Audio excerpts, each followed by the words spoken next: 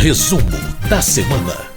A semana foi bastante movimentada na Câmara dos Deputados, com muitas votações de medidas provisórias e projetos. E para falar sobre todas essas decisões tomadas pelos deputados, nós vamos conversar com a editora-chefe da Rádio Câmara, a jornalista Ana Raquel Macedo. Oi, Ana, tudo bem? Tudo bom, Márcia Aquilissardi? Tudo tranquilo. Bastante coisa na Câmara dos Deputados, né? Vamos começar, por exemplo, pelas medidas votadas para a área de saúde, Ana, que foram bastante, não foram? Isso mesmo, Márcia. A gente teve uma produção muito intensa na Câmara dos Deputados nessa semana, com temas diversos, e eu acho interessante você ter colocado esses projetos na área da saúde, porque foram diferentes projetos e em áreas importantes. Vamos começar pela medida provisória 1083, Márcio. Essa medida provisória ela prevê a destinação de 6 bilhões e 400 milhões de reais no orçamento do Ministério da Saúde para a produção de vacinas contra a Covid-19 e também a aquisição de vacinas. Vão ser, por essa medida provisória, 2,8 bilhões para o Fundo Nacional de Saúde para compra com fornecedores privados e 3,6 bilhões para a Fiocruz, a Fundação Oswaldo Cruz, produzir e fornecer 120 milhões de doses de vacina. Entre 2020 e 2021, Márcio, foram 30 bilhões de reais destinados à compra de vacinas contra a Covid-19. Em 2022, estão previstas 340 milhões de doses, 120 milhões delas já adquiridas. A oposição votou a favor dessa medida provisória, para aquisição de vacinas, mas fez questão de alertar ali em plenário, Márcio, o que considera alguns problemas na condução do combate à pandemia pelo governo federal, falando do atraso na compra de vacinas, lembrando que essa medida provisória 1083, o crédito dela vence no dia 1º, então, portanto, o governo precisa empenhar todo esse recurso a tempo. Por outro lado, os governistas foram ali na questão dizendo que o governo comprou sim as vacinas, que hoje a gente tem uma grande parte da população brasileira vacinada, e aí lembrando alguns números, por exemplo, que 86% da população brasileira já tem a primeira dose, 77,5% da população com 2 doses da vacina contra a Covid-19 e 42,4% com o reforço. Então, essa medida provisória que trata da compra de vacinas ainda precisa da análise do Senado, Márcio. A gente também teve a aprovação pelos deputados de um projeto que ele obriga a inclusão do símbolo mundial da conscientização do transtorno do espectro autista nas placas de prioridade. A gente está acostumado a ver placas de prioridade ali nas filas, na questão do transporte público, né? A gente tem ali as várias prioridades de atendimento, e aí, por essa proposta, vai ter também ali colocada essa símbolo, né, de conscientização sobre o transtorno do espectro autista, que é um laço, Márcio, com um quebra-cabeça nas cores amarelo, azul e vermelho. Fica um laço ali parecido quando a gente tem outras campanhas de conscientização, como, por exemplo, da campanha pelo combate à AIDS, ou campanha do Maio Amarelo, a gente vê aquela fitinha, né? E esse também é o símbolo, no caso dessa fitinha, no caso da conscientização sobre o transtorno do espectro autista, com esse quebra-cabeça nessas cores amarelo, azul e vermelho. A incidência do autismo é de cerca de 1 a cada 110 pessoas no mundo, e o que se colocou, muitos deputados colocaram em plenário, como, por exemplo, a deputada Clarissa Garotinho, do União do Rio de Janeiro, que é uma das autoras dessa proposta, Márcio, ela falou em plenário que, às vezes, por exemplo, uma família, uma mãe que tem um filho com transtorno do espectro autista, está ali numa fila de prioridade, e o seu filho impaciente, e muitas vezes é questionada por estar nessa fila de prioridade. Então, daí, a maioria ali dos deputados se mostrando favorável a essa proposta.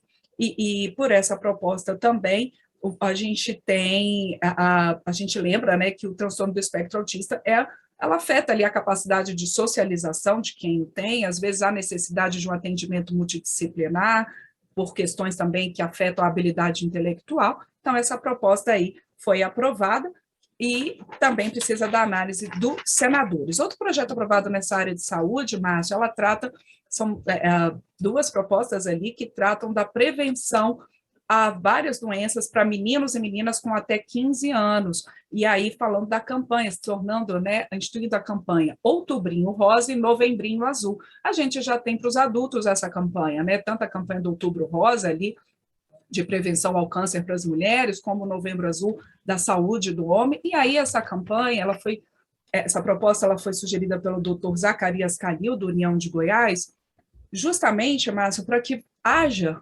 campanhas e as famílias e os próprios médicos possam ali alertar sobre esses problemas que afetam meninas e meninos com até 15 anos e nem sempre, às vezes eles passam despercebidos, né? Vou citar algumas dessas questões de saúde, Márcio.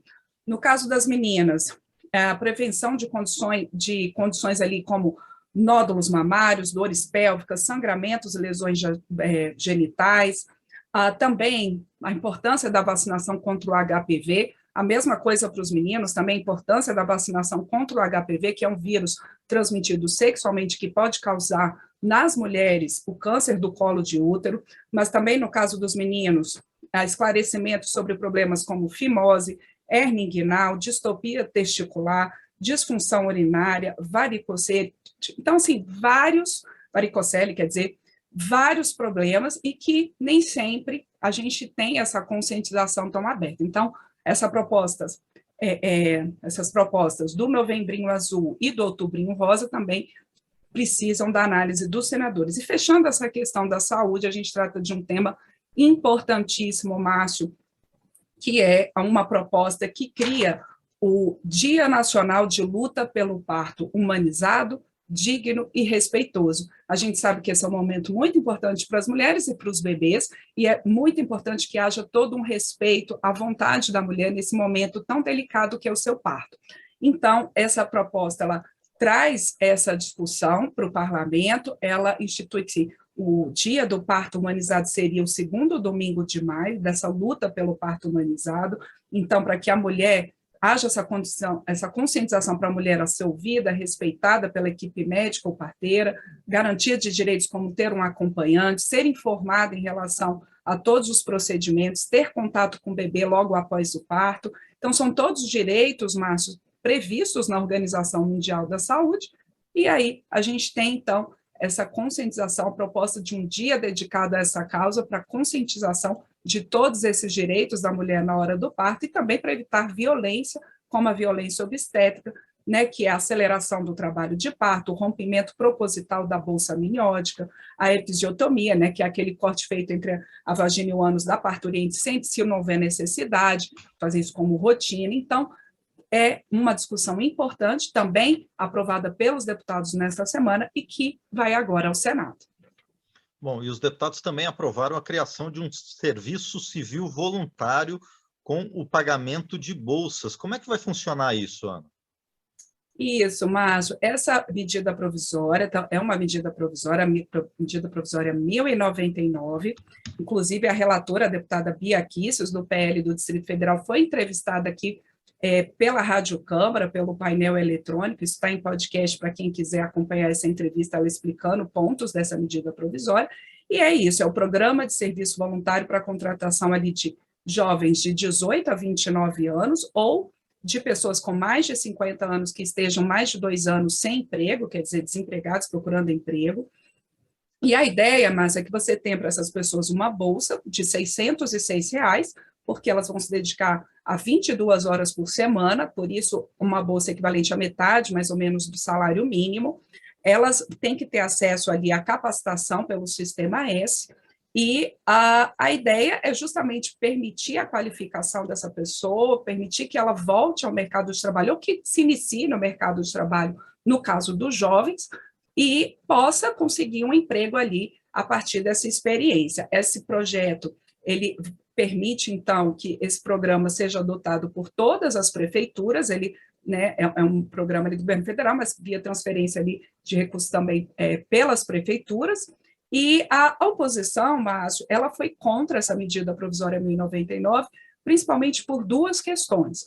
Primeiro, por conta que acha que pode ser uma forma de haver uma precarização do trabalho, quer dizer, a pessoa ser contratada via esse programa de serviço voluntário, para poder receber menos, e também a oposição viu objetivos eleitoreiros nessa medida provisória que foi editada pelo governo.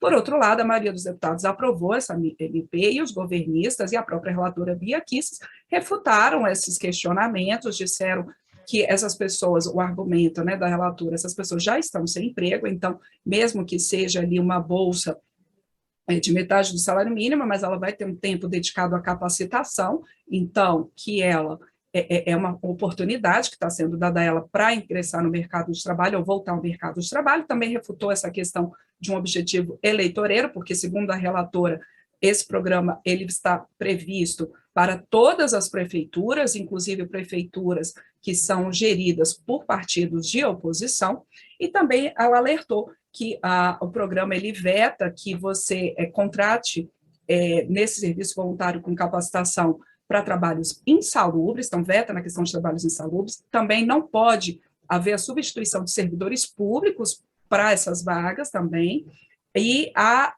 uma obrigatoriedade de a pessoa que esteja nesse programa dela fazer o curso de capacitação. Esse programa prevê também que vai ter prioridade para entrar nele aquelas pessoas que recebam o Auxílio Brasil ou que estejam inscritas no Cadastro Único de Programas Sociais do Governo Federal, Márcio.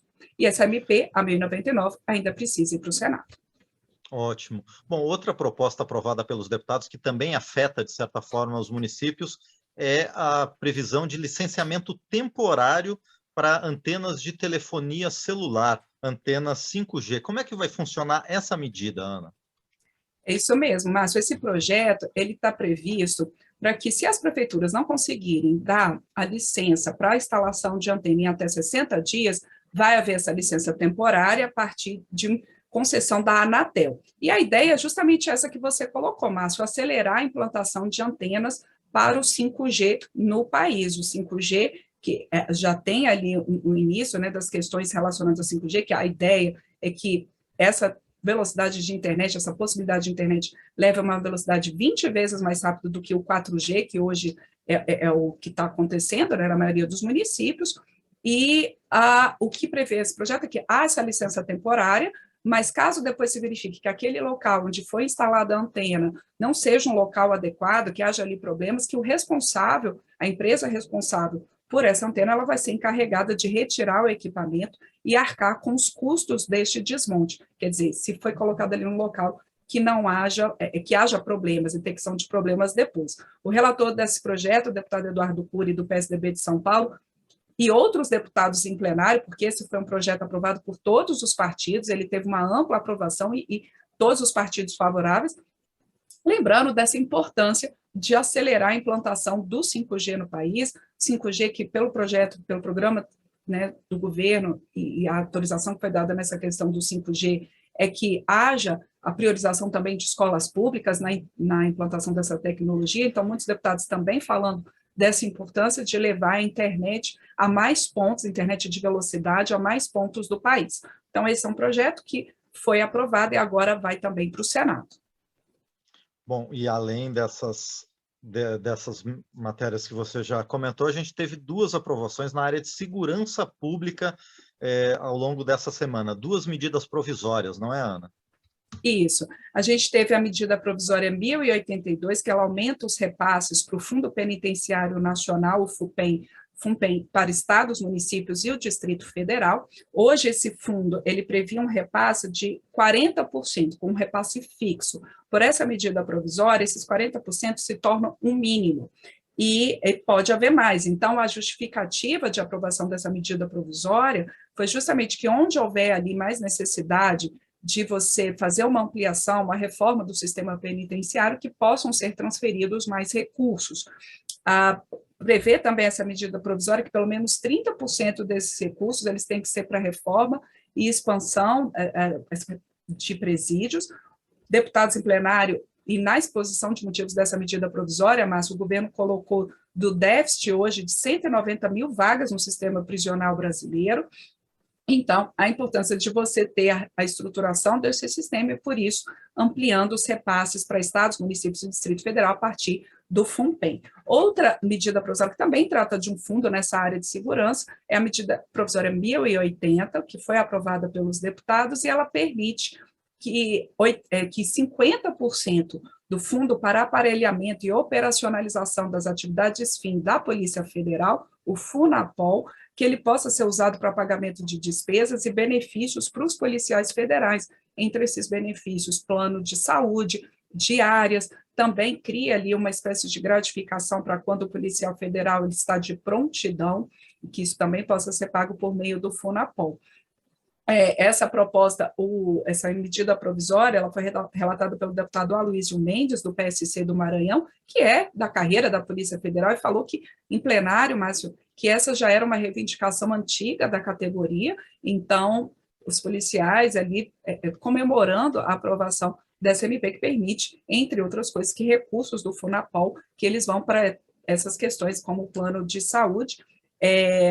Também, a maioria dos deputados, inclusive de oposição, foi favorável a essa medida provisória 1080, mas o Novo, ele só colocou uma ponderação, o Partido Novo colocou uma ponderação que seria contra, porque acha que seria um desvio de finalidade do Funapol, mas a maioria dos deputados de oposição entendeu que não, Márcio, que sim, como esse fundo é para aparelhamento e operacionalização das atividades fim da Polícia Federal, que é importante garantir condições de trabalho para esses policiais. Tanto a MP que trata do FUNPEM, a 1082, quanto essa MP que trata do Funapol, que é a 1080, elas ainda vão para o Senado. Bom, e vamos encerrar com uma série de outras propostas que também foram aprovadas ao longo dessa semana na Câmara, Ana, principalmente, entre outras, a inclusão de Laudelina Mello, pioneira da luta das empregadas domésticas, no livro dos Heróis da Pátria. Fala sobre essa e as outras medidas aprovadas, Ana. Vamos lá, Márcio. A Laudelina de Campos Melo é uma figura nem sempre conhecida por todos os brasileiros. Eu até quando eu estava aqui me organizando para o resumo da semana, mas fui ler um pouquinho mais sobre ela, e é isso, é uma mulher fantástica. Ela foi pioneira na luta pelos direitos das empregadas domésticas. Ela nasceu em 1904, já falecida, a Laudelina, e foi importante tanto para a organização dessas trabalhadoras e trabalhadores domésticos ali no início do século XX, para que eles tivessem mais direitos, para que fossem respeitados. Foi importante também na estruturação do movimento negro, ela que começou a trabalhar ali com 7 anos de idade, Márcio, e começou esse movimento ali em Santos, em São Paulo, de organização. Então, uma pessoa importantíssima para a história brasileira, para a luta dos direitos das trabalhadoras e trabalhadores domésticos. Então, uma homenagem muito justa à Laudelina de Campos Melo, escrevendo o nome dela no livro de Heróis e Heroínas da Pátria. Esse projeto, aprovado pelos deputados nessa semana, ainda vai ao Senado. Também houve aprovação, Márcio, da criação de um Dia Nacional do Cristão. Esse projeto, ele prevê que o Dia Nacional do Cristão vai ser comemorado todo o primeiro domingo do mês de junho. O mês de junho é escolhido por ser uma data ali importante até na estruturação de algumas religiões. Foi um mês em que ocorreram os concílios da Igreja Católica antes da Reforma Protestante, os concílios de Éfeso, Nicéia e Constantinopla, entre os anos de 325 e 553, e quando foram definidos ali vários dogmas da religião relativos ao próprio Jesus Cristo e também o Espírito Santo. Então, muitos deputados falando da importância do respeito às religiões como um todo em plenário, mas dessa questão de um dia ao cristão, falando até que, por alguns dados do IBGE, 90% da população brasileira se define como cristão, e aí nas suas diferentes religiões. Mas também foi isso, foi uma data que é aprovada ali por todos os partidos em plenário. É um projeto que ainda precisa da análise também dos senadores, e falando da importância do respeito a todas as religiões, e aí um dia aos cristãos, que são, entre as religiões praticadas no Brasil, os cristãos expressam, né, uma grande maioria da população brasileira. Também foram aprovados nessa semana, Márcio, alguns acordos internacionais, um acordo na área de defesa com a Jamaica, um acordo na área de cooperação técnica com São Cristóvão e Neves, que é ali uma ilha de 261 quilômetros quadrados, pouco mais de 50 mil habitantes, é uma ex-colônia britânica e está localizada no Caribe. Esses acordos também ainda precisam da análise do Senado. Vou usar meus conhecimentos de geografia, Ana Raquel Macedo. Você sabia que São Cristóvão e Neves é o único país em que o apelido está inscrito oficialmente na Constituição? Não sabia, Para eles mesmos, eles se chamam de Saint Kitts, Olha só que coisa bonita. É, Márcio também é cultura, né, Márcio Aquiles Sardi? De geografia pode me perguntar. Muito bem, Ana Raquel Macedo, muito obrigado mais uma vez pelo resumo da semana, com todos esses projetos e medidas provisórias importantes que foram votados ao longo da semana. A gente se vê na próxima. Um abraço. Um abraço, Márcio Aquiles Sardi, um abraço também a todo mundo que acompanha a gente nesse resumo da semana, tanto aqui na Rádio Câmara, como na Rede Legislativa e nas nossas rádios parceiras, como a Web Rádio Cidadã de Muriaé, Minas Gerais.